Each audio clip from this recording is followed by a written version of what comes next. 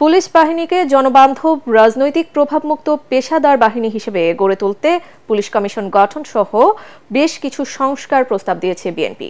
চেয়ারপারসনের গুলশান কার্যালয়ে সংবাদ সম্মেলনে বিএনপির স্থায়ী কমিটির সদস্য ও দলের পুলিশ সংস্কার কমিটির প্রধান অবসরপ্রাপ্ত মেজর হাফিজ উদ্দিন আহমেদ এসব প্রস্তাব তুলে ধরেন। তিনি বলেন, গত ১৬ বছরে দেশের প্রতিটি প্রতিষ্ঠান ধ্বংস করে দিয়েছে আওয়ামী লীগ, যার মধ্যে পুলিশ বাহিনী অন্যতম। পেশাদারিত্বের বাইরে গিয়ে আওয়ামী লীগের ব্যক্তিগত বাহিনীর মতো মারমুখী এবং হিংস্র হয়ে গেছে পুলিশ বিভাগ। জুলাই বিপ্লবের আন্দোলন দমানোর নামে তারা সহস্রাধিক হত্যা ও অসংখ্য মানুষকে রক্তাক্ত আহত করেছে।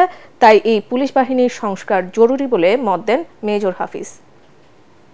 জনগণ কর্তৃক নির্বাচিত হয়ে যদি সীমা লঙ্ঘন করে, এই দেশের লড়াকু সচেতন জনগণ তার বিরুদ্ধে আবার রাজপথে নেমে তাদেরকে যথাস্থানে প্রতিস্থাপিত করবে।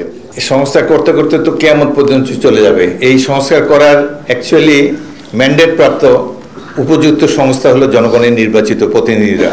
তো যখন একটি সুষ্ঠু নির্বাচনের মাধ্যমে একটি সরকারের কাছে বর্তমান ইন্টারিম সরকার যখন ক্ষমতা হস্তান্তর করবে, এই সরকারের আমলেও যেসব সুপারিশমালা তারা দিবে, বিভিন্ন কমিশনের সংস্কার, সেটাও বিবেচনা করবে। তবে ফাইনাল অথরিটি তো নির্বাচিত প্রতিনিধিরা।